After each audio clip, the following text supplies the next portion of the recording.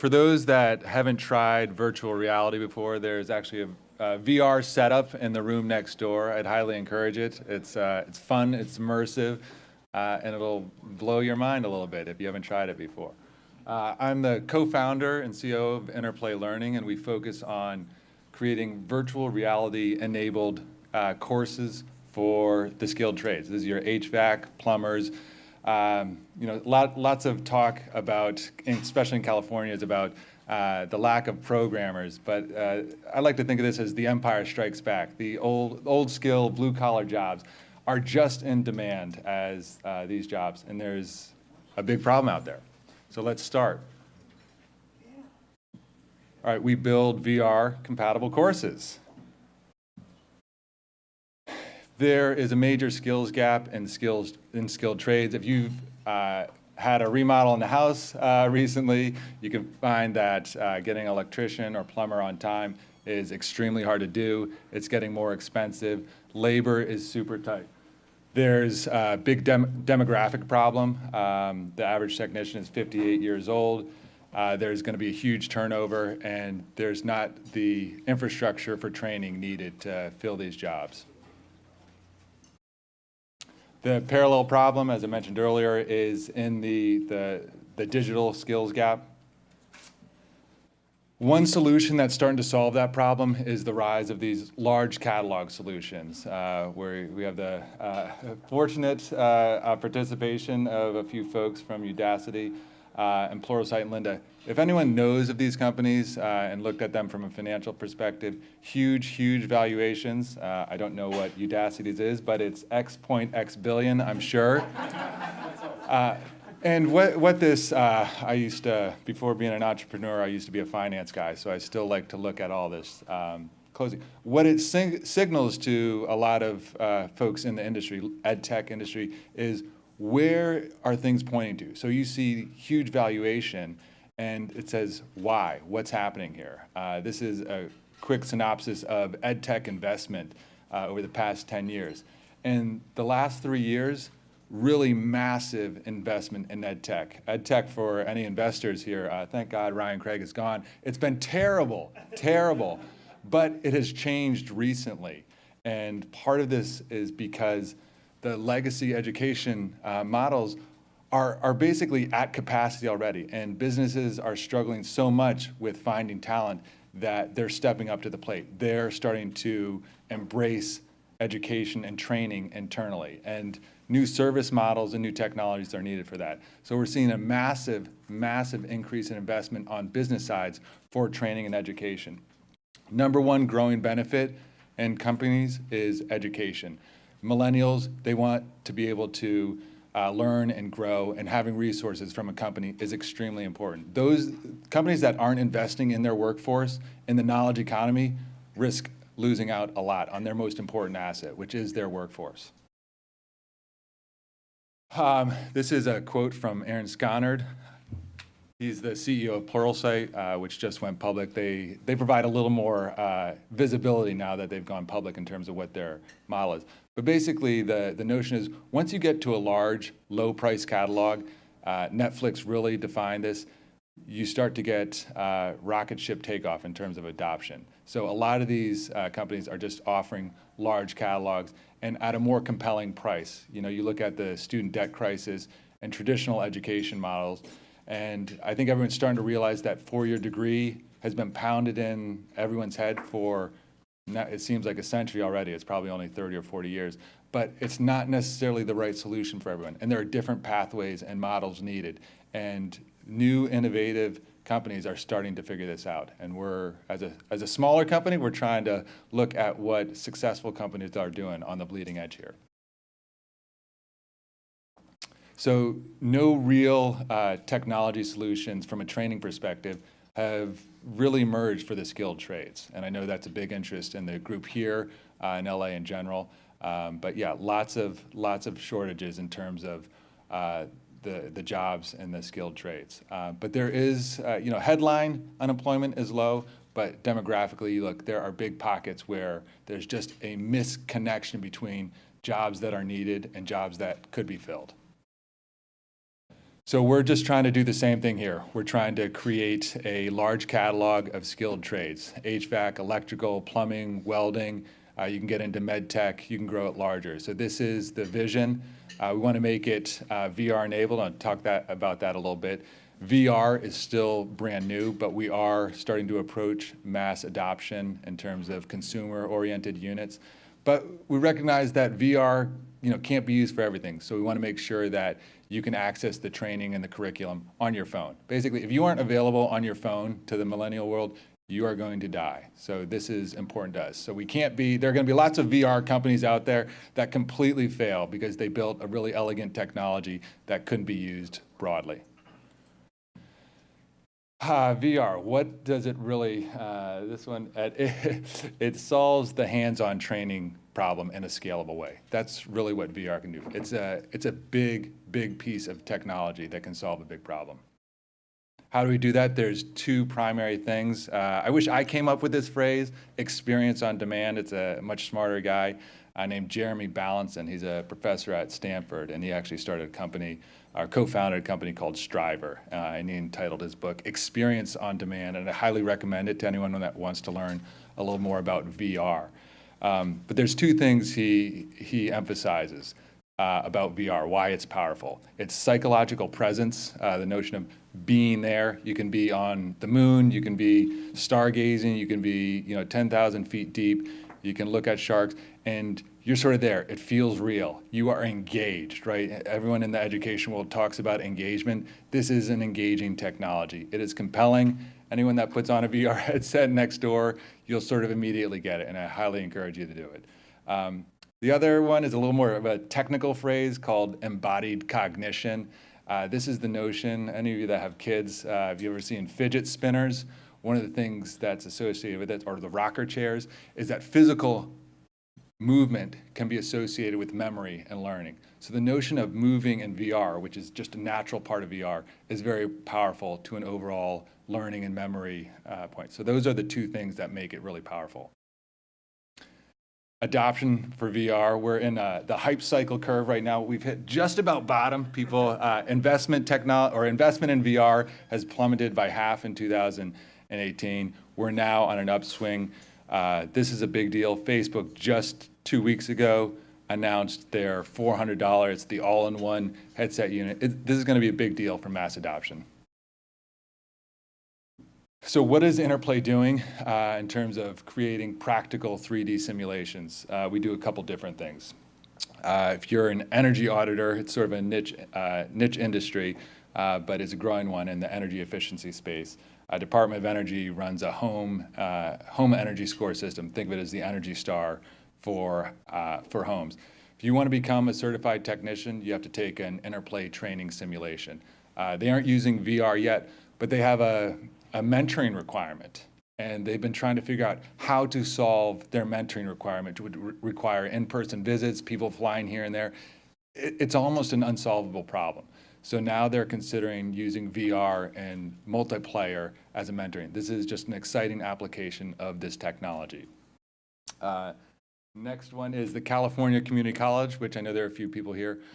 With the HVAC program, we're creating an exit assessment for practical skills on HVAC troubleshooting. That's the primary job task for a lot of HVAC technicians. And employers had come to some of the curriculum and program managers at California Community College and said, we love the graduates. They're smart. They just don't have some of the practical skills that they should have. So we're now going to create a practical assessment skill. There'll be some training around involved in that, but that's an exciting piece of using more practical-based training and learning. Your service firms, we work with a couple community colleges out in New York. They're seeing enrollment down because the labor market's so tight, and now they're getting calls from the employers saying, "Can you come train our employees that need some upskilling?" So we're offering our sort of catalogs for that kind of upskilling, new hire employee. And then the last thing I would say is OEMs. There's a lot of new training needed when you have Northrop Grumman was an example, but new equipment out there, and you need practical training. The worst thing a manufacturer wants to hear is returned merchandise for technician error as opposed to properly understanding it. So there's a big need just given how quickly equipment and technology is changing. And we're excited about the future. And anyone wants to check out VR, we got it set up. I'd highly welcome it. Thank you.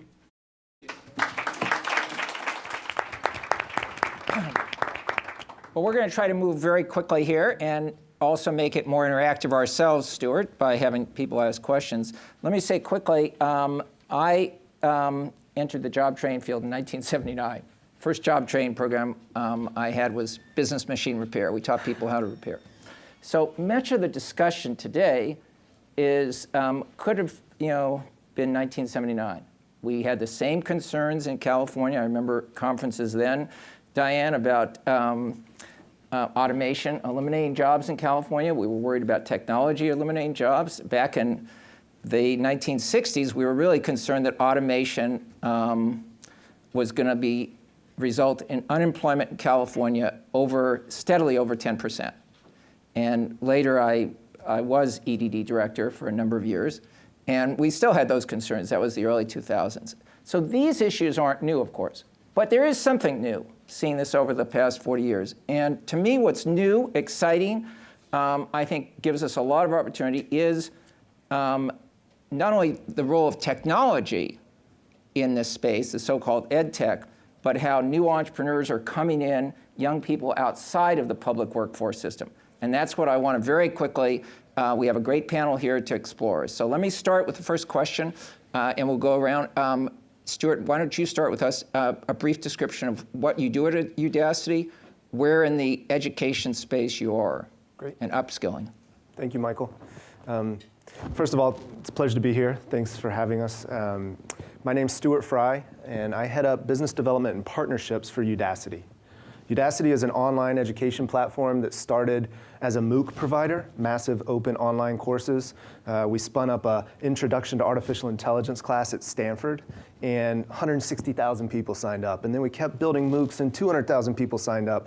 And we learned a couple of really important things. One, just making education free isn't going to help people learn what they need for the reasons they're taking it. Two, the reasons a lot of these people were taking our MOOCs was for the job they wanted, or the job to start a career in tech. And that led us to create, we made up a word called a nano degree to describe the shortest possible path from where you are today to the job you want. And the idea was to get this down to 3 to 6 months to prepare people for jobs by building a project-based curriculum. We focused very specifically on jobs in tech, software development, data science, machine learning, digital marketing. And we use projects to evaluate whether or not you've learned the skills and competencies you need to be job ready in those fields.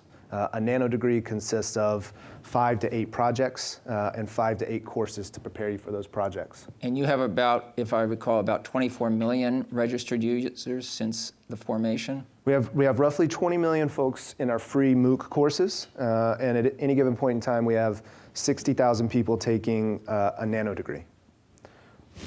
Good. Yeah, like Stuart said, happy to be here. Nate Williams, I work for LinkedIn. The LinkedIn as a company, you may know through the consumer brand. If you have a profile, that's great.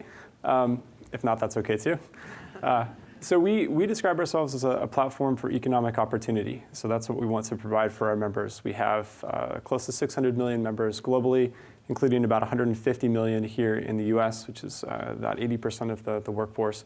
So we have a really good understanding of the supply side of the market. On the demand side of the market, we have a pretty robust enterprise group that sells products to recruiters. And so we have 500,000 recruiters in the US that are looking for hires in our member base. We have 100 of the Fortune 100 that use our products, and so fairly pervasive on the HR and talent acquisition side. So we have kind of supply and also demand on the platform. I think 20 million jobs that we have listed globally that members can search for. So happy to talk about the way that we relate supply and demand, especially as it touches on learning and learner outcomes. The group that I lead at the company is a mix of data science and policy. We call it the economic graph team. the economic graph is that concept of this digital and real-time map of the economy. So happy to touch on all of that, and thrilled to be here. Just in terms of scale, in terms of the number of people on LinkedIn now. Close to 600 million, growing at, I think it's one every second that signs up. And part of your division is you have data, or in terms of skills, how people move among jobs, how people advance, a number of the questions that our group has here. Yeah, I think the way that we leverage the data assets that we have, so with the supply and the demand data, when we aggregate that up, we can actually net out different things that are important to policymakers, which is why we put data science and policy into the same group at LinkedIn. So for example, we can look at the type of skills that are in demand. We can look at a locality and then calculate skill gaps, so imbalances between supply and demand. And then because we have the course catalog, Linda, which we acquired in 2016, we can propose content that can address those skill gaps. So if we find that there's a skill that's growing and employers have adopted it, and we see that there's a deficiency in the market, we can suggest that skill to LinkedIn members in that market. So that's how we try and address some of the imbalances that we see in the economy with LinkedIn's data. Lara? Great. My name is Lara Jeremko, and I'm a tech investor and producer. I'm coming to this conversation about future of work and technology from a couple different perspectives. One as an investor. Second, I'm co-producing a documentary series on automation and future of work, and really focusing on the ground level worker perspective, humanistic storytelling, to bring a lot of the insights that we have at events and research like Milken does, and bring it to the people, and share their hopes, dreams, and fears. And third, I recently managed a prize challenge, which is an innovation competition. It was funded by the Bill and Melinda Gates Foundation, and it was focused on XR education, XR being virtual, augmented, and mixed reality. And actually, Interplay Learning was one of our prize winners. So it was really amazing getting to support their good work that they're doing. But I think, relevant to this conversation, looking at the prize challenge model is a great way to bring in multiple stakeholders. So, we had the philanthropic support of the Gates Foundation. We brought in Techstars, which is one of the top global accelerators, and University Ventures. Ryan was here earlier on a previous panel. Bridging private and philanthropic and the ground level startup innovation to address unmet needs in higher education. Specifically, we were looking at how can frontier technology like XR address needs for last mile job training. Interplay is a great example of that. Our grand prize winner is a local company here in LA doing caregiver training in VR. So being able to give caregivers the firsthand perspective of what it's like for a patient to have macular degeneration or Alzheimer's, to not only speed up the learning curve like Stephen described, but also really bring in that sense of empathy. Let me build on a couple questions in Jane's panel and Kevin's panel. We talked about certifications, alternative degrees. Credential Engine says that there are over 300,000 now different certifications, credentials, degrees, badges. How can we tell which are the valuable ones? What sort of feedback do you get from employers? And where do you see this evolving? I mean, and you have a degree. Well, we made up a degree, right? Yes. It's not actually a degree, and there's some very specific reasons we did that. You talked about supply and demand, Nate. We work with about 200 hiring partners, and we go data gather in a very different way than you do by asking them, what are the skill areas where you see the most supply-demand imbalance? Where is it the hardest to find talent? What are the competencies you need that you don't have? And based on those answers, we design these nano-degree programs to help fill that skill gap. One of the areas we're hearing a lot about that right now is data like base level data analytics, more advanced data science, or even more advanced machine learning and AI, because that's impacting every business. Whether you know it or not, it's going to impact your business. So we design our nano degrees, the projects that go in them, would demonstrate you have skills in these areas that employers are looking for, or you're solving problems that they want to solve themselves, right? So one of the projects in the machine learning nano degree is to design a system that would detect and predict fraud for a financial services company, and banks really like that project, right? And so when you talk about a credential, we think about the metadata behind that nano degree, which is, hey, they've done these 8 projects across the field of machine learning and deep learning that map exactly to the projects I want my machine learning engineers to do. So it gives you a more in-depth look at the skills and competencies they have. It's not just this, because there's a ton of noise out there in these 500,000 credentials. We see a lot of people looking for skills rather than certificates. I think that's so important. Just to touch on a little bit more on what Stuart mentioned, metadata around the certifications.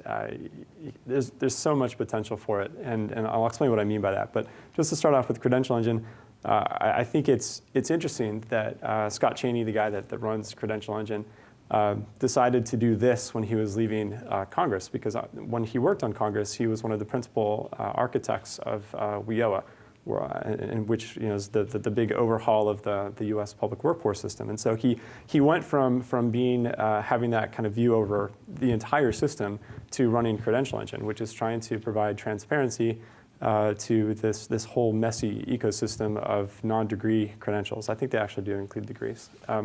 So this is an interest of ours at LinkedIn. We realized about 6 months ago that all of the credentials on LinkedIn that members could list were 2- and 4-year degrees. And they could add other things, but they were adding them as text fields. So that's not very good for a lot of reasons. If you had a text field that's not standardized, maybe the member misspells it, or maybe the employer doesn't know what to look for.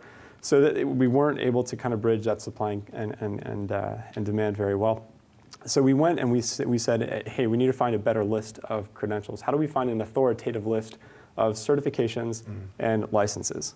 And we blocked out a couple months for us to do this, and I think we had a small budget for it. We're gonna knock this out. This is gonna be great. It was not quick. It was not inexpensive. It was not great. License data, pretty clean, pretty easy to find. There's a grantee from the Department of Labor. They're in the state of Minnesota. They maintain a database of licenses, and so you can go and you can pretty cleanly get all the license data in the U.S. Simple. Certifications, as Stuart mentioned, anybody can create one of these. We could gather together and have a certification for today's meeting, which may or may not be valuable. We'll see. But it's kind of like the Wild West, and so we had to determine first of all what we consider a certification. What's in and what's out. We built up a list of about 30,000 of these, and then we whittled it back down to a list of 8,000. And I haven't shared this publicly yet, but can tell you guys here that we will go live next month with licenses and certifications and allow members to pick from a standardized list, which should make the labor markets where we operate more efficient, or at least that's the aim. So love the question around certifications, licenses, completely agree on the metadata piece of this. Where I'd love to see the US go, and California I think could lead in this, is defining the schemas for things like certifications and licenses so that there's better data available to policymakers and others who are making decisions. And that schema would then turn into metadata, so things like how many hours does it take to get the certification? What's the level of proficiency that you get when you have a certification? All that stuff is missing today. And so all learners see is the name of a certification, and there's a lot of marketing behind it, but it's not clear if there's an actual connection to becoming a more valuable worker or getting hired quicker.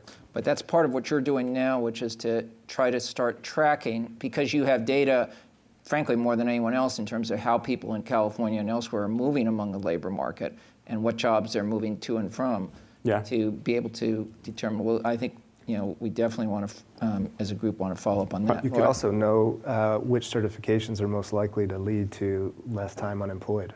Yeah, exactly, 100%. To get there, to do the really cool data science, we needed the data. So now we have the data. Yeah. So. stay tuned. Yeah, I think another really important part of this conversation is affordability, and it was touched on the last panel. And one of the trends that I'm following from an investment perspective is income share agreements, and I think it's specifically relevant to these, nano degrees and smaller certifications because it was quoted earlier, the average person is going to have 12 to 15 jobs, careers over the course of their lifetime. Well, that switching cost, we need to figure out a way to make that affordable and accessible. And with income share agreements, there's a newer, mid-growth stage startup called Lambda Academy that I think is doing a really great job at this. And what they do is they basically take the brunt of the cost of education for their students, so it's free to attend.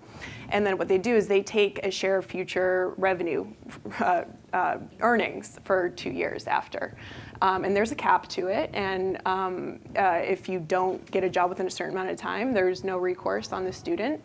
And I think that we need to shift toward more and more models like that, where there's less risk for your current situation. A lot of these students can, take the 3 months that they need to do like a certification or whatever.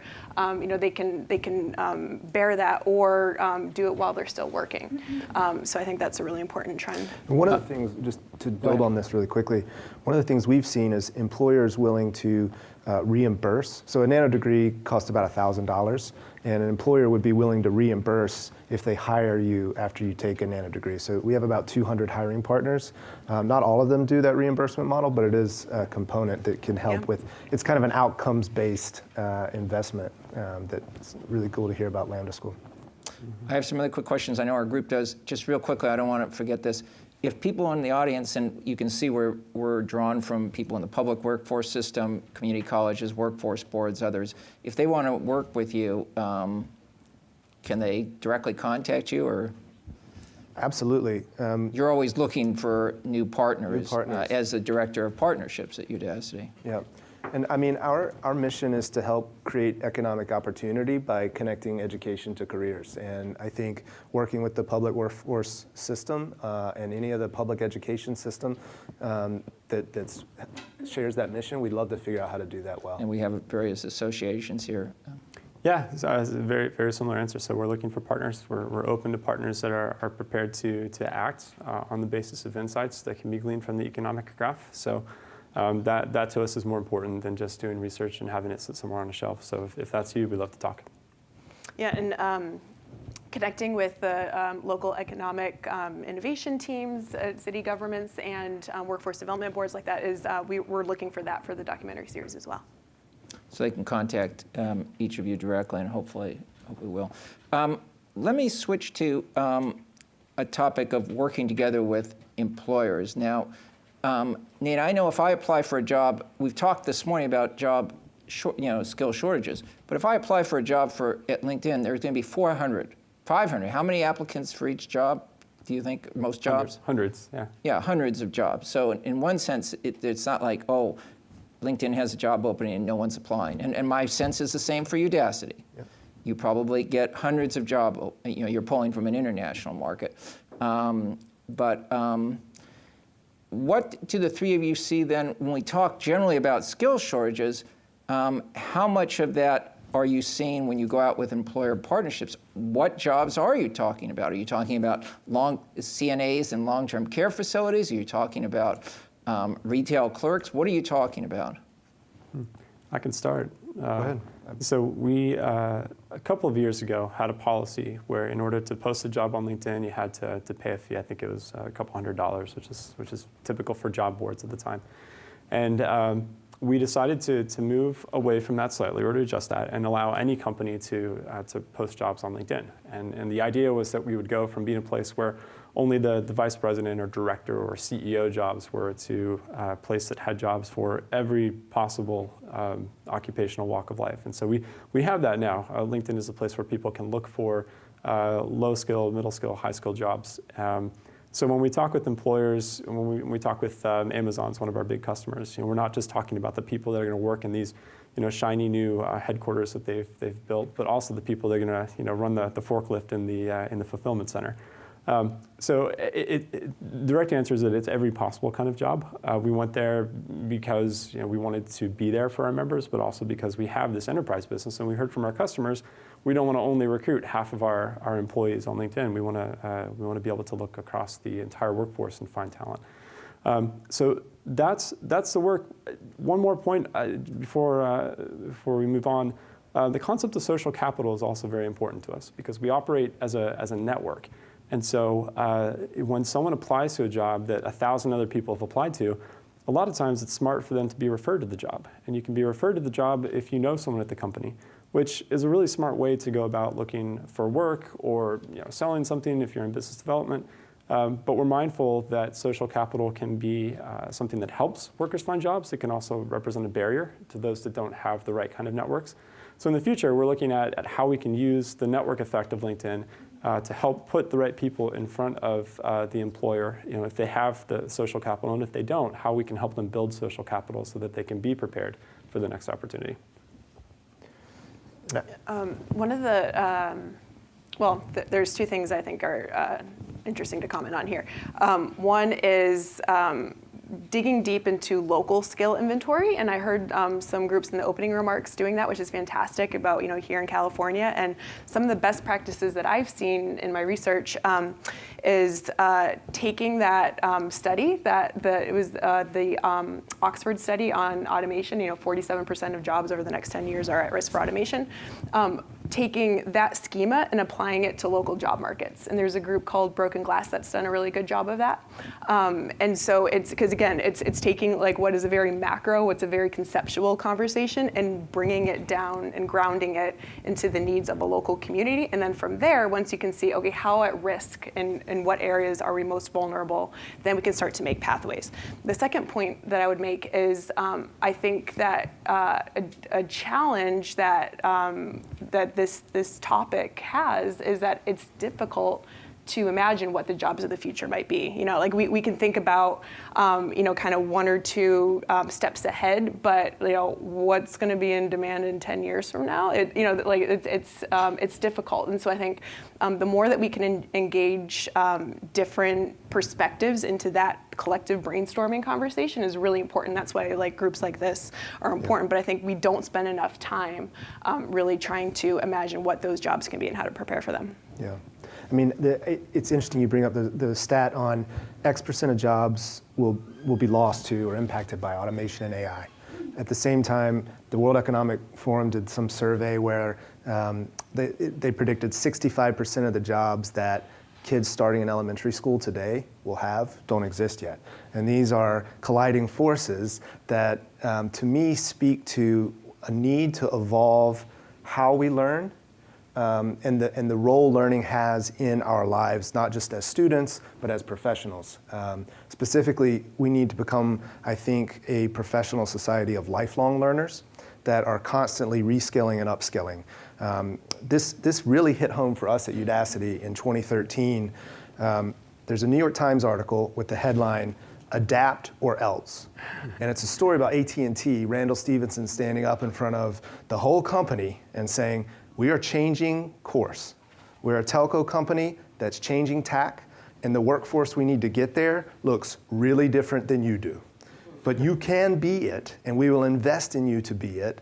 Come reskill and upskill as part of these programs we're going to build and bring into the company." And Udacity was one of the partners they tapped to say, help us figure out a faster way to get there, because we got to be there by 2020, and this is a big ship to turn, right? So that's when nanodegrees were born, was out of that conversation with them. And at the same time, they were doing an online master's degree in computer science. They helped invest in that with Georgia Tech, and Udacity was one of those providers. So they're like, here's a degreed pathway, here's some other pathways. Choose what's best for you as a professional in the pathway you want to be on. And at this point, we've got close to 10,000 AT&T employees that have gone through a nano degree as part of this Workforce 2020. These are incumbent workforce people you work with, consistent with what we've discussed in the previous panels about upskilling an incumbent. That's right. Incumbent workforce from Northrop and others. I don't want to dwell on it because we're running out of time, but at Milken, we track obviously job projections, and consistently, and still the most recent ones, that jobs with the most job openings projected over the next decade are virtually all lower wage jobs in our state. Virtually all lower wage jobs. It's like 17 of the top 20. So these are jobs as nurse assistants. They're jobs as retail clerks. They're jobs in janitorial. And they're jobs that need to get done. So I would just ask very quickly, do you have any product or any approach or any work in terms of not only upskilling workers, but trying to change the quality of jobs, especially low-wage jobs in our state? I mean, because you can upskill people, but if you still have the big job growth is in. I mean, I think so. Udacity has specifically chosen to focus on tech jobs. We don't, but I do think there's a premise in, or there's a principle in how we've focused there that I think is relevant for any job. One is you learn by doing. So whether it's VR for HVAC or the idea that you can demonstrate skills and you learn by doing should be an important part of it. And I think in general, training we should be moving towards smaller, more modular training components that allow for those quick transitions between jobs to quickly get up to speed. So the smaller, more modular we can design these programs, I think the better ultimately. Yeah, I think this is really, really important, especially in California. I saw the last presentation and the exodus of low and middle skill talent from the state. It's worth noting that just recently wages did start to tick up. So you would expect to see that in an unemployment market that's getting as tight as the one that we're in. If the market works, and it should, if there are fewer people to hire and there's a shortage of talent, then one way that you react as an employer is you raise wages, and that can help incent people to stay in the company that they're in. So I thought that was positive. We do have jobs that are representative of the full economy, and so we've got the jobs that are there for the employers. We have means for employers to broadcast how great it is to have those jobs. But the employers have to make it great. Like that's their side of the market. They have to make the place where they employ workers a great place to go to work. And so we absolutely want to be a force for change in helping them get that. Employers that mistreat employees, that pay them too low, that don't offer benefits, they should lose their workers. And when they lose their workers, they should not be able to create products. And when they can't create products, they should lose business and go out of business. So we believe that we're a positive effect in the market, but the market is the market, and we're seeing it start to trend in the right way, and we hope that we can remain a positive force in helping the right employers find the right workers. Yeah, I think this is actually probably one of the most challenging problem sets within this topic. And looking at the effect of automation, it's a lot of the focus has been kind of more blue collar and truck driving and manufacturing, retail, and all that. But of course, it's radiologists and lawyers and accountants and on and on and on. And if you look at the job categories that are most insulated from automation, as you said, Michael, it's kind of emotional labor, right? So caregiving, teaching, mental health. Things like that. So I think a big part of this is, as a society, we need to collectively value that stuff more, because care work, teaching, they have historically been low wage or lower on the scale of it. So I think it's important that we can kind of rally around more awareness on how important that is.